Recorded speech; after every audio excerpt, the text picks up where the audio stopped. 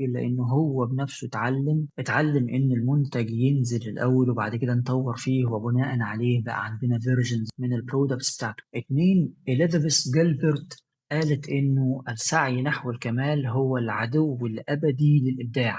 ثلاثة، الرئيس باراك أوباما قال بنفسه في وقت من الأوقات إنه اتعلم إنه اتخاذ القرار أفضل جدا من الانتظار للوصول للمثالية والكمال. أربعة، بيونسي نفسها اعترفت أكتر من مرة إنها اشتركت وبتشارك في تدريبات متكررة وشاقة جدا لأن هي عارفة إن الأخطاء هي جزء من العظمة. خمسة، إيلون ماسك نفسه اعترف أكتر من مرة إنه طريقته في التفكير بتقول إنه ينزل البروتوتايب، وتسلا نفسها حصل معاها كده إنه نزل البروتوتايب الأولاني أو نزل النموذج الأولاني وكان مليان بالأخطاء، وبعد كده عدل وعدل وعدل بعد كده لأنه هو مؤمن ومصدق في فكرة إنه السعي نحو الكمال ما بيجيش من مرة واحدة وما بيجيش من أخطاء. شكرا ليك، يا رب أكون فدتك النهاردة. لو أنت من الناس اللي بتشعر من جواك إن أنت واقف ومش عارف